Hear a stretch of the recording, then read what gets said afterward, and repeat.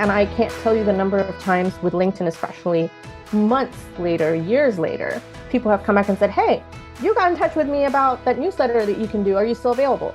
Sure. I tell people this all the time. Just put the feelers out there.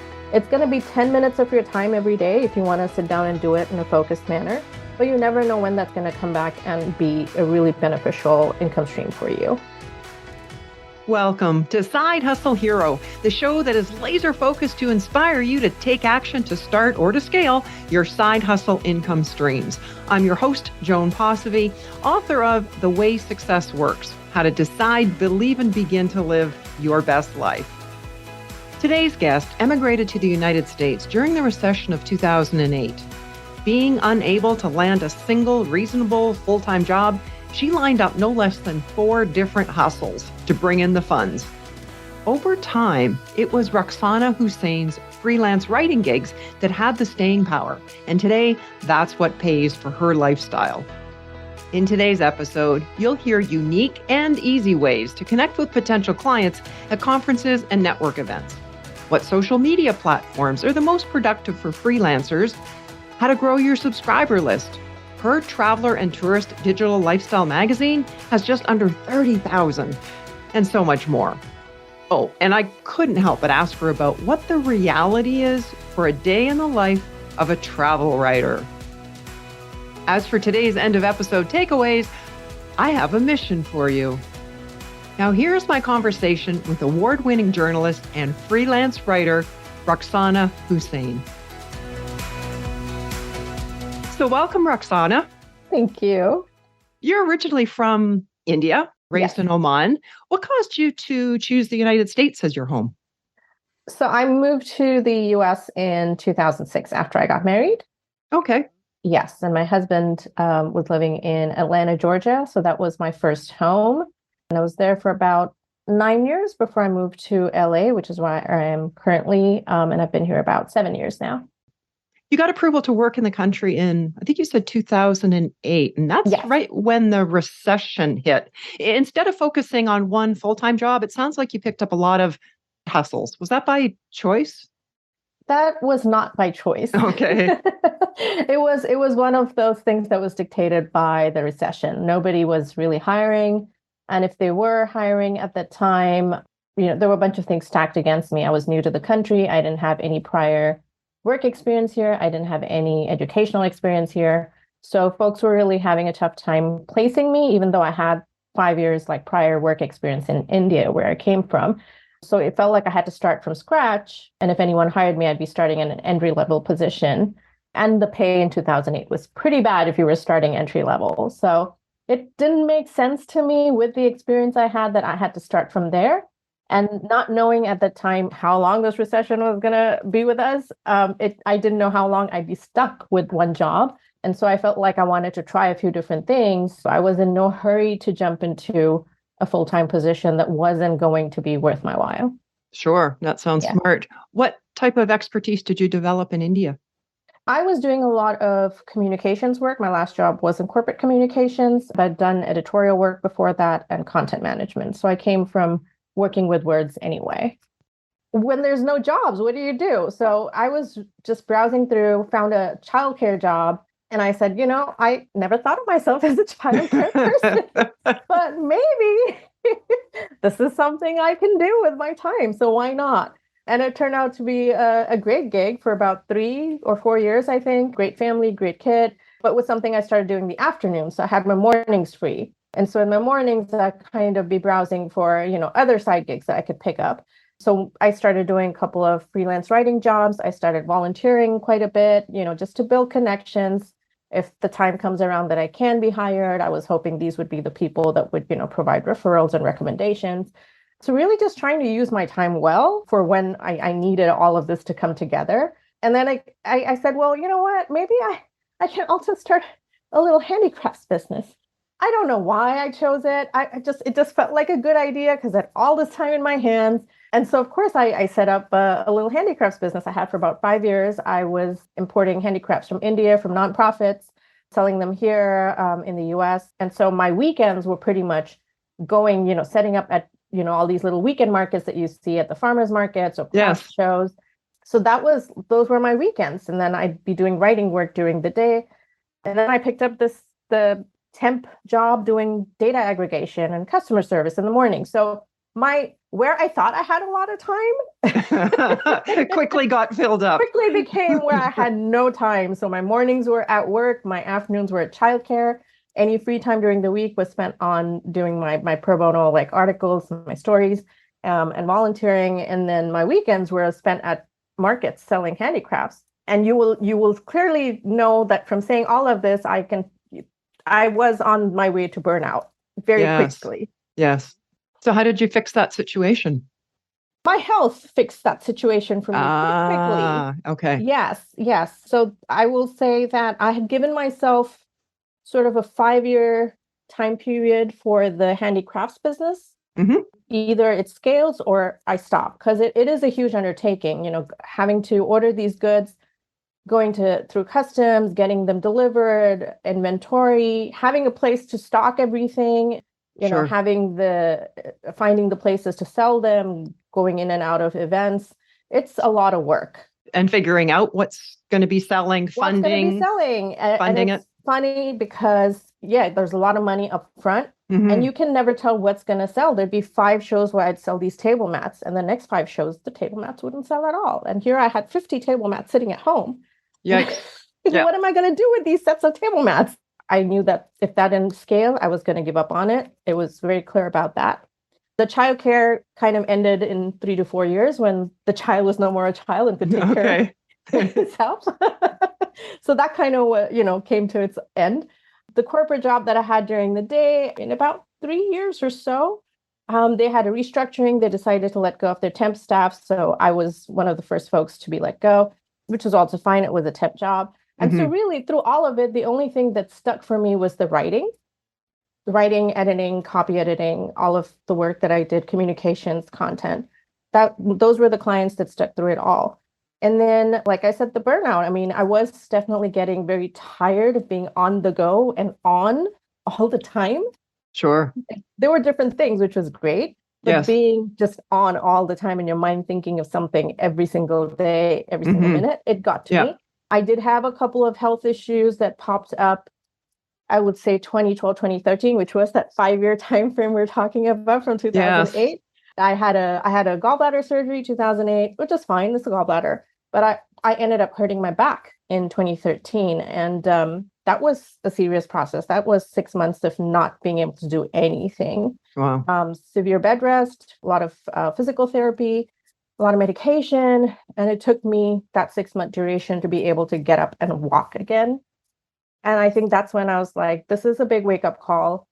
I need to not be doing so many things. And if it had just been the markets and that import business, it might have been okay. But the fact that you had so much going on, stressed out, running on empty, and then your body says, hey, we need a break. And you're like, later, I'm busy. And finally it's like, no, it's time. This is it. This is it. This is the time. And then, I think that 6 months gave me time to think about things. Yeah. The blessing in disguise. Yes, exactly. Yeah. So I guess during that 6 months too, you could reevaluate the import business and crunch the numbers and realize that it's not scaling the way you want it to. Not. No, definitely not. It wasn't. And so I didn't have a very strategic plan of how I was going to grow that business. And that's the mistake I learned from when it came to my writing business, and I was able to then learn from that and say, okay, I have to be very strategic about my writing. I can't go on in the same way I made the mistake with the first one. And that was a costly mistake. Because I put in a lot of money into that business. And a lot of time. Yeah. And your back. And my back. And that's the case. I find that the core essentials of businesses are the same. Mm-hmm. And so even though those two businesses sound quite different, the freelancing versus the import and selling, the principles behind it and driving it, like look at your networking expertise that you've developed. Mm-hmm. That would apply to both. Yeah, right? They would.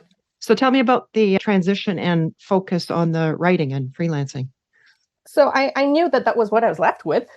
Okay. After all of these options went out the window, that was what I was left with. But then I said, okay, I can't just keep saying yes to whatever comes my way.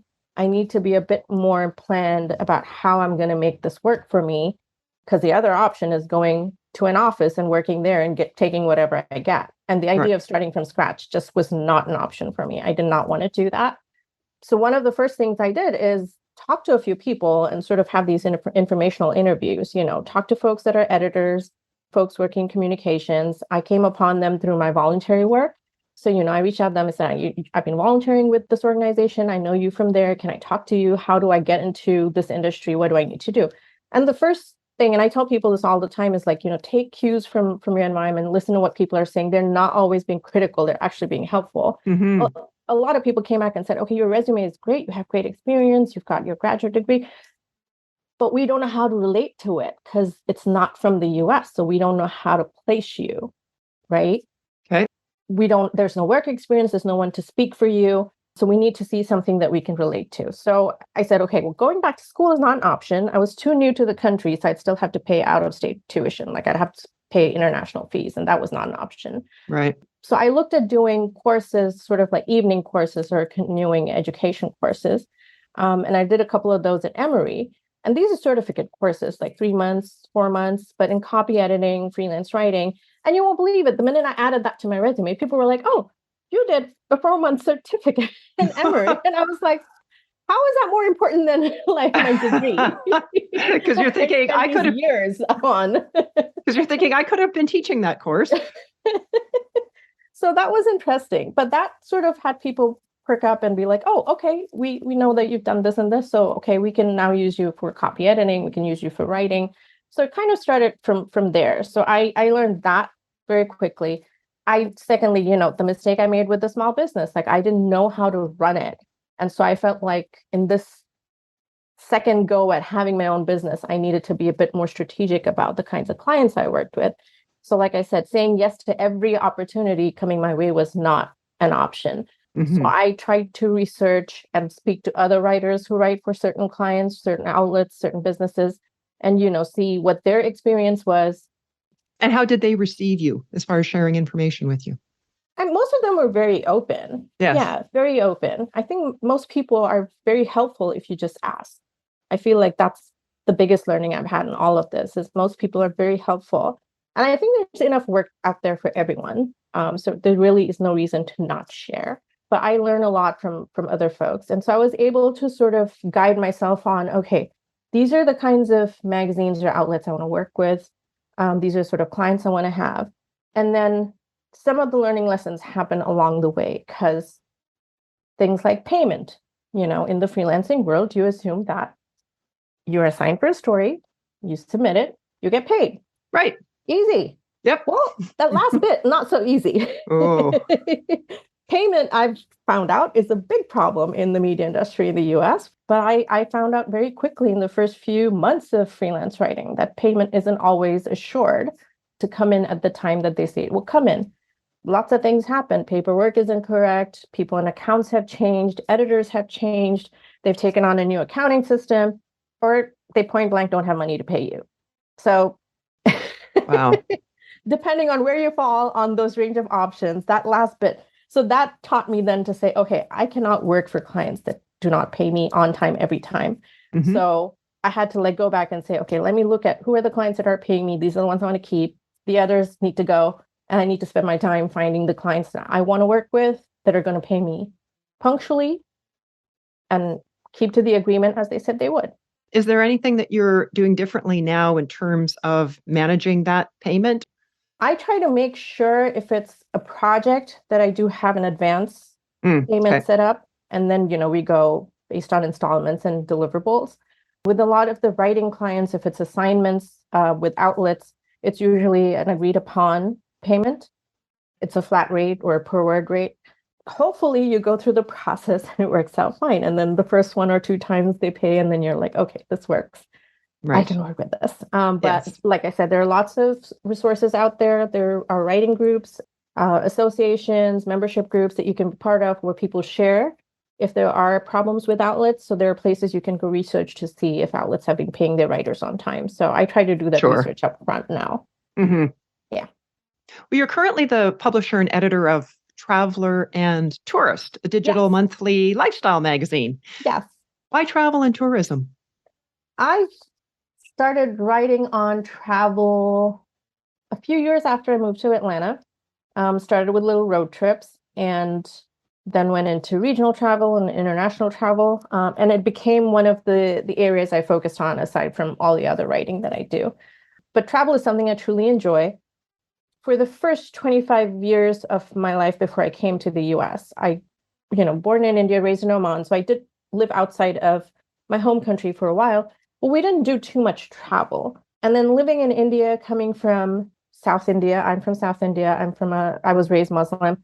We didn't come from this luxury of travel. And we certainly didn't, it wasn't something that was encouraged for women in our community or society to be traveling. Yes. And we didn't have the resources, we didn't have the infrastructure. So it wasn't something I was experienced in. Then I came to the US as a 25-year-old. I could go on a road trip and I didn't have to worry about where to stop for a restroom or where to stop for water or, that anyone would bother me on the street. Like that was a new liberating experience for me. And wow. I had to explain that to people that was a privilege for me because I didn't come from that. So to be able to experience that and then to share that with others in my words, it felt amazing for me to be able to do that. And so I fell in love with it, and then from road travel, it was air travel, traveling by train, whatever. Everything is a new experience for me and I just love it. And I'm grateful for it, right? And then as I was working more with magazines, I felt like, hey, I have all these stories I want to share. Yes. But not every magazine is going to want to share those stories. They're all very specific with their target audience and, the kind of content they put out. But I felt like there's these other stories and they're just sitting with me and I have nowhere to share it. So why don't I share it through another magazine that I create? And a lot of people ask me why I just didn't go with a website. And honestly, there's so many travel websites out there. Okay. I feel like it's an oversaturated market and I want to do something different. And for me, that was a digital magazine. So that's how Traveler and Tourist came about. But you will find it funny that I launched my first issue in Jan 2020. Really? You know what happened in March? Oh, no. Yes. And it was a long time coming. Like I put out my proof of concept at the end of 2018. It took me a year to fine tune what the magazine would look like, get a graphic designer to work with, get an editorial assistant, like putting my team together, putting the processes together. Yes. That took me a year from proof of concept end of 2018. And then I launched with this big announcement in January 2020. It's like, hey, I have this great travel magazine you should all sign up for. And then March, I was like, ooh, do. Tell me about the proof of concept. What did that look like and what feedback were you getting? So the proof of concept, I released about 3 issues, which were my idea of what the magazine would look like. I can do a lot of things, but also cannot do a lot of things. And this is a good thing to know when you're freelancing and doing your business. What can you do? What can you not do? Hire really good people for the things that you cannot do. Yes, be honest. Be honest with yourself. Is something I cannot do. Okay. But I did go for an InDesign course. I said, hey, I have all this time. Let me go do this InDesign course. In 2018, I just said, oh, this is amazing. I can lay all this copy on these pages and put these images and it looks fabulous. Oh, to my eyes, they look fabulous. Yes. So I put these 3 magazines together and I send them out to a close set of friends and acquaintances and advisors. And I say, hey, this is what I'm thinking of doing. What do you think of the content? What do you think of the design? Of course, everyone came back and said the design needs a lot of help. That I was prepared. Praise for honest feedback. It was like, Ruksana, stick to your wheelhouse. Exactly. So I said, okay, I can do the writing. I'm going to need help with the design. Mm-hmm. And then, of course, I just putting those 3 issues together for the proof of concept, I realized I need help with editorial too. This is a 52-page. It's a big undertaking every month. Wow. As much as I know that there are some things that I can create and write, there are other things that I'm going to need help with. So where am I going to look for this information? And so I realized that, yes, I'm going to need an editorial assistant, someone to do research for me, find images for my stories, all of the back end work that happens that you see going into the magazine itself. Well, the other piece, of course, that you must have been testing is, are people going to pay for it? And if so, how much? My initial undertaking with the magazine was that for the first year or 2, it's going to be self-funded. And I did that consciously because I wanted to see how many people would read it I needed to see what stories they were clicking on. I needed to have that kind of information before I thought about advertising, because I can't just launch a new magazine and be like, give me money. On the other hand, I also did not want to do heavy fundraising at the beginning, because I felt like I saw a lot of other outlets that did this, where they did a big fundraising kickoff, had all this money, they started off great, but they couldn't sustain it. And then they ended up shutting doors, and they ended up not paying a lot of their freelancers. And I didn't want to fall in that either. No. So you were funding everything from the beginning. And initially you offered the magazine for free? It's still free. The magazine is still free. It is still free. All you got to do is subscribe to it. So I have a monthly list of subscribers that have been subscribing, and it's been growing. But yes, the first 2 years were free. And then 2022, we got funded through a journalism grant. So I was able to put some more money into the magazine, pay my designer a little bit more, bring in a few more writers. So I was able to pay writers, which was nice. A lot of people have this idea in their head that to get a grant, you have to be a nonprofit. But there are grants out there for not nonprofits too. Okay. And so everyone was like, oh, so your magazine is you have a nonprofit business. And I was like, no, it's a media outlet. And this is a journalism grant for a media outlet. And then they're like, well, how did you find that? And it's like, well, I am a member of all these journalism organizations, and they keep putting out information. And this is how I found out. And that's how I applied. Yeah. So again, another way that these organizations help you is they share so many resources. And not knowing the first time, if I just joined with the small business, I don't know, maybe the chambers of commerce or the SBA, maybe I would have been better equipped. I just didn't know the first thing about any of these resources available to me. Right. Well, like you said, too, coming from India and just not knowing how things work. Right. Yeah. And then now this last quarter of this year is me looking for funding again for next year.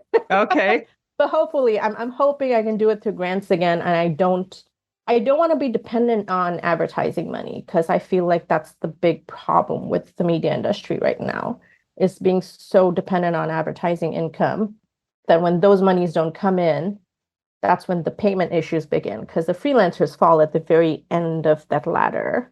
And you being a freelancer, that's the last thing that you want to do is not pay them. So what revenue sources are generated by the publication now? Right now, they're not. Okay. It's entirely funded by the grant that we got this year. And I'm hoping I will be able to do funding with grants again next year. I do not see it as a revenue machine until like the first 5 years. And the reason is because I want to build my subscribers. I want to build my readership. I want to build content. And then I will think about it after that. So how do you perceive it generating income in the future?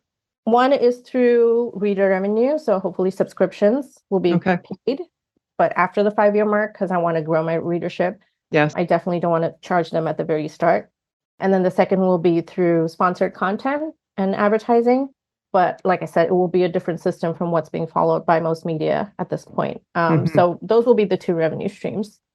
How many subscribers do you have now? We are almost close to 30,000.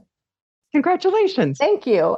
Every time I do like a podcast like this, I definitely have readers that sign up and subscribe, which is why I enjoy doing these. I think a lot of people do listen to them and then do come back and look at my website and sign up for the newsletter, which is awesome. I definitely always see a spike in my subscribers after I do one of the podcast releases. Terrific. And we just did a podcast. The topic was leverage podcasts to grow your business. So that's exactly what you're doing. There we go. Yes. I've found that to be very useful. The last year, I think, is when I've actually, this past year is when I've actually really focused on being on podcasts. And like I said, every single time one of these episodes is released and people hear it, I see subscribers sign up. And it fits most people's budgets. It's free. It's free. Right. It's our time involved. Yes. So you've gone from like 0 to 30,000 subscribers. Clearly, you know about networking and growing a freelance business and your magazine. In addition to being on podcasts, any other tips or strategies to grow your fan base? I definitely feel like whenever I have released an article on other outlets, if I've written about something related to travel, again, usually brings people back to my website. They see that I have a magazine and they sign up.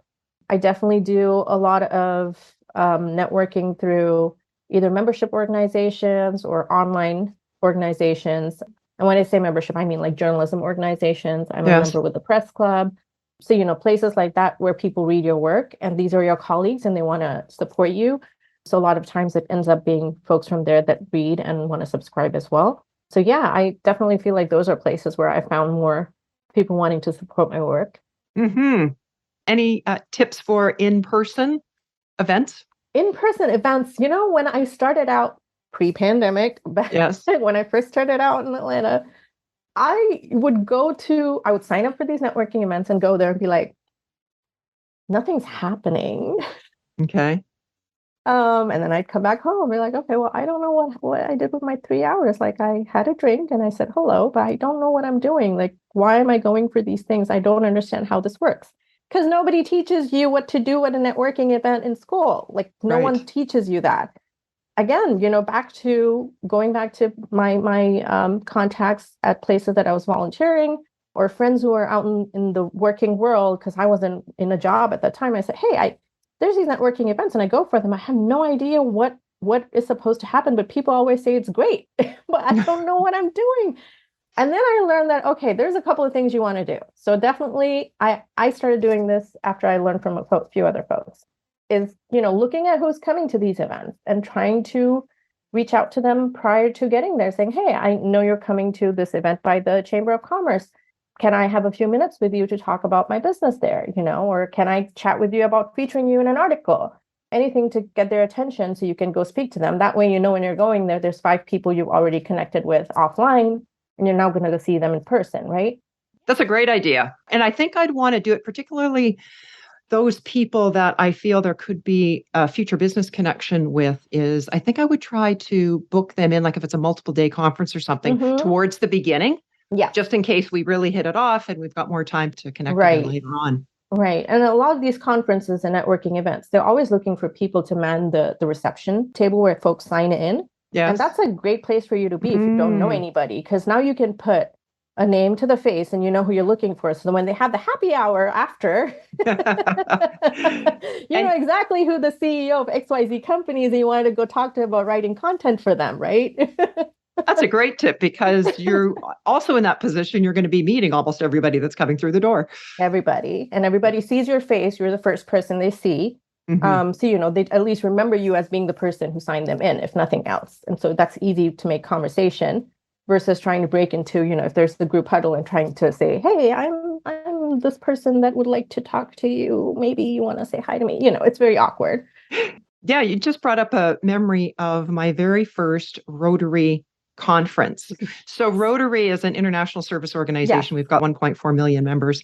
And because I was pretty new at the time, I didn't know anybody. And somebody asked me to basically help as far as the registration. Yes. And it was wonderful. I met so many people.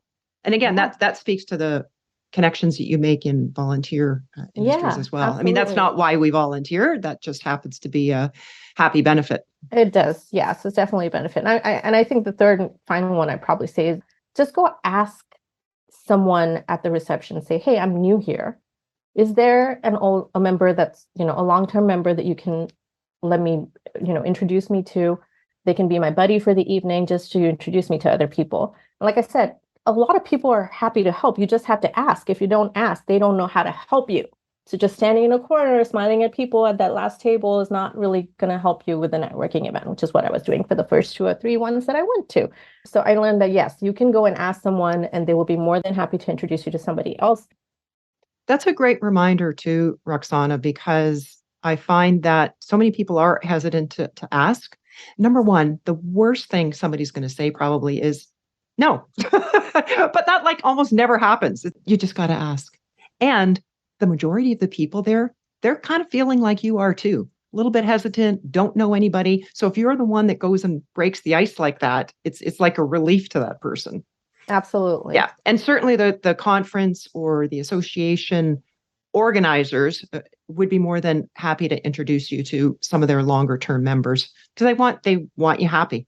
Yeah. They want it to be. They want you to be a member of the organization too. So it actually works in their benefit to introduce you to other people who can tell you what it is to be a part of that organization. Hmm. So that goes for, so we've been talking about the in-person networking. Mhm. How about online? Have you found any platforms better than the others for growing our connections, growing our business? The two that I found most useful for me being in freelance writing has been LinkedIn and Twitter. And I'll tell you why. LinkedIn has a very robust search engine, especially if you have their premium account on LinkedIn, which is paid. But if you know what you're looking for and you use it to its full advantage, then it can be really good for you. And I've been able to find folks that work in the marketing and communications or content creation departments of different organizations and introduce myself to them to be able to do writing work for their blogs, their Oh, okay. websites online, their newsletters. And like you said, even in person, what's the worst they can say? They don't reply. They say no, Right. but you made that connect. And I can't tell you the number of times with LinkedIn, especially months later, years later, people have come back and said, "Hey, you got in touch with me about that newsletter that you can do. Are you still available?" Sure. I tell people this all the time. Just put the feelers out there. It's going to be 10 minutes of your time every day if you want to sit down and do it in a focused manner. But you never know when that's going to come back and be a really beneficial income stream for you. Hmm. So in that sense, LinkedIn has been great for me. Twitter, I use heavily for a lot of editors who are looking for pitches or editors who are looking for writers. They're all out there on Twitter. Journalists, folks in the media are all out on Twitter. Mm. That's where they're looking for their story ideas. That's where they're putting out calls for pitches. And there's very specific hashtags that they use. So if you're following those hashtags every day, again, put in 10, 15 minutes when you're having a coffee, whatever, you might find one or two that you can apply to. Or, like I said, Yes. worst case, introduce yourself. Hmm. That's something I always tell people, introduce yourself. You might not be the perfect fit right now for the assignment. Might be something later on that will be really up your alley and they'll contact you about it. But at Hmm. least put in that effort to introduce yourself. And that way Right. they at least know you exist. And when they're Yeah. looking for somebody like that, they think that, somebody reached out to me about that. Uh-huh. Yep. You may have already answered this, but have you come across any low cost or no cost ways to promote yourself? I do it through my website. Okay. Um, my writing portfolio has all of my bylines on there. It has Mm, all of my if you've got any certifications, awards, recognitions, that's a great place to put it. People can see it right away. And you don't need anything crazy. You can start with a free version of, Weebly. Weebly is what I started with. It's now Squarespace. yes. And I did start with the free version, whatever the basic templates were, that's what I worked with. Hmm. And then when I felt like I needed more, then I went ahead and got a paid version, a professional version that I can do a lot more with. But, just a place that people can see your work is a no cost, easy way to make sure that they can get to know you better.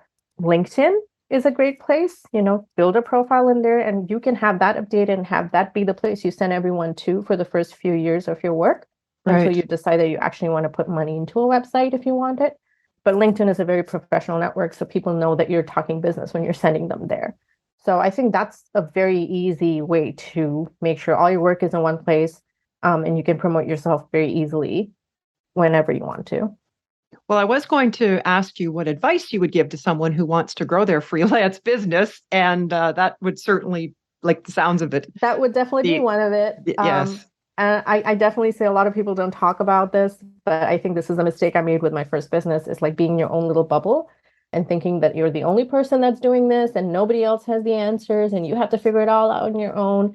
You don't. There are people out there that have done this. You don't need to recreate the wheel. You just take their wheel and fine tune it for yourself. That's about what it takes.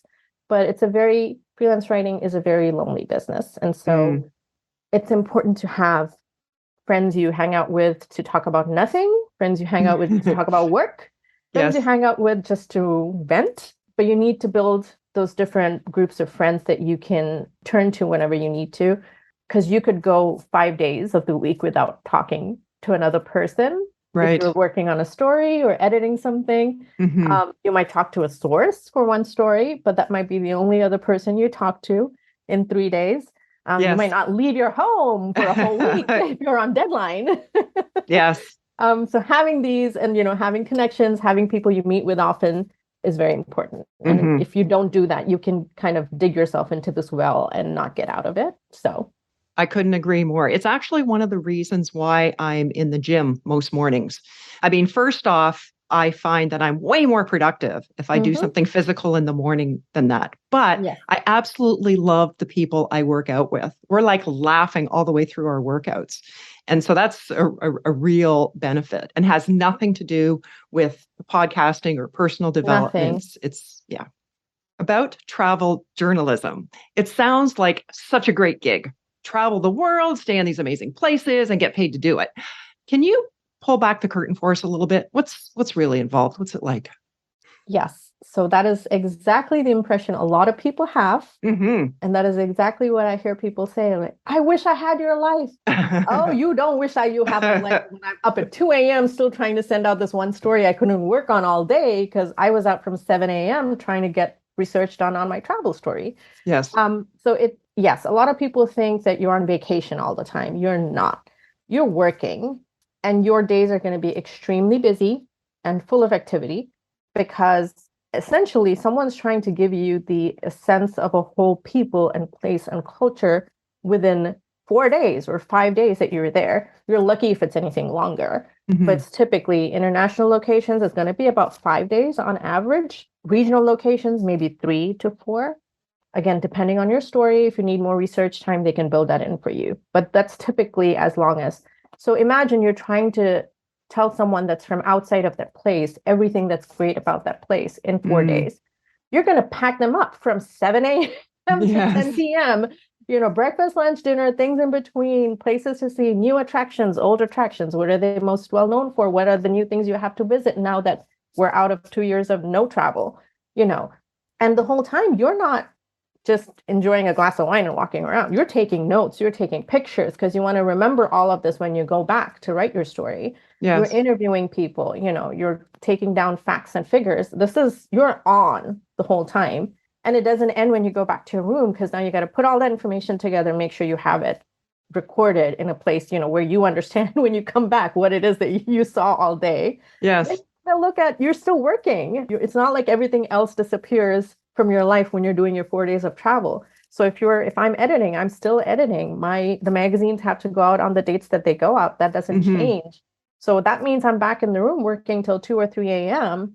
trying to get my edits out. There's a lot of coffee involved in those 2 or 3 a.m. days. Yes.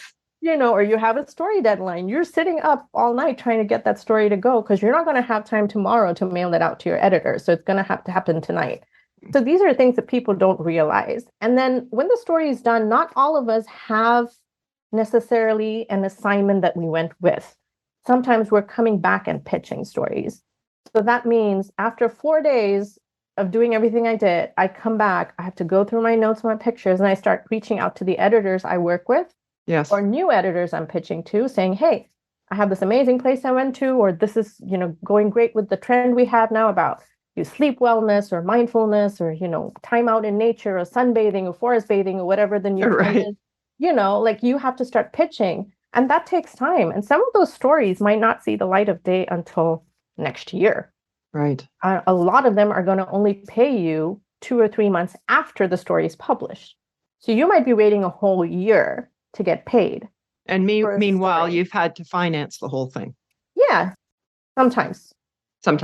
Well, what does it depend on? It depends on the destination. If they're willing to host you entirely, they might, which means everything is taken care of. You're not paying for a dime from the time you get to the airport there to the time you come back home. Other times it may be a specific request. Maybe I'm doing a story on, I don't know, let's say forest bathing. And so I want to go speak to a specialist in a certain area. So they might be willing to host me for that part of it. Yes. But if I do 2 or 3 additional things, say, hey, I'm here anyway, might as well have a day of sightseeing. That's on me. They're not going to be willing to take care of that. Right. So there's a couple of different things. Yeah. Different permutations and combinations on how that works. But essentially, typically, if you're invited by a destination, they care of everything. If you are going on your own, there's some things they might take care of and some things you'll have to fund yourself. Right. Yeah. And a lot of that is probably going to come down to, I would imagine, the credibility of the person pitching the Yes, story. exactly. Yeah. Yes. Comes down to that, comes down to your relationship with the PR folks that you're working with, your relationship with the editor to know that you'll come back and have a story to give them. Exactly. A lot of things. You're not just there for the free booze. No. Nobody is. You can't make a living that way. No. So what's the best way for our listeners to connect with you, Ruksana? Oh, I would say first and foremost, travelerandtourist.com. That's the website for the magazine. You can go in there, you can subscribe to it. All of my writing work is on ruksanawrites.com. That's all of my bylines. And you can find me, Ruksana Hussain, on LinkedIn, Twitter, and Instagram. Perfect. And I'll make sure those links are in the show notes. Fantastic. Is there one travel moment or incident that sticks out to you as particularly funny or harrowing, or, you're in the middle of it and it's like, why am I doing this? I have so many. I have so many. I'll tell you one that was equally harrowing. Eventually, the most amazing experience I had was probably one of my first international trips was to Japan. And the experience was bathing in an onsen, which is their public baths. And if you've not been to a public bath before, it is extremely intimidating to go into a room of strangers, stark naked. And they do give you something called a modesty cloth if you want to cover yourself up a little bit. That cloth is very modest. I don't know. Yes, they are. Exactly. So it was a 7 to 10 day trip. And I think the first 2 or 3 days, I refused to look in the direction of the onsen because I was so petrified of being publicly naked. It is not part of my culture, not part of my upbringing. I am not used to doing that. So it was a very alien concept for me, and I refused to participate. But the third day, the guide sat me down and said, listen, you are in this other country. If you want to experience it the way the locals do, then this is one of the very essential experiences. And if you're going to leave here not doing this, you're going to regret it. What's the worst that can happen? You go in and you don't like it, you come out, but at least make the effort to go in. Yeah. So I said, okay, he did put some sense into me. I said, I need to do this. Yeah. And I did do it. And it was very awkward the first time. Okay. And then the second day was a little better. The third day was better. And by the fourth day, I was a pro. And we should clarify too that those changing rooms, they are segregated male and female. Yes, they're male. Yeah. They're definitely segregated. Yeah. There are some onsens that you can have private rooms if you're a couple or a family and you want to do that activity together. But in most cases, the public baths are segregated. So the women go one direction, men the other direction. But then, yes, you do go into this room full of women. And, really, honestly, nobody cares. Exactly. Nobody cares. They're all in there to have their moment of me time. If they're a group of friends, they're probably going to sit together and talk. But for the most part, everyone's just in there to have a calming day, end of their day, enjoy the mineral waters. And honestly, it is one of the most amazing, soothing, calming experiences ever. And the moment anyone now tells me they're going to Japan, that's the first thing I tell them to do. You have to. I tell them my story and I say, listen, don't waste those 3 days I wasted in the beginning not doing this.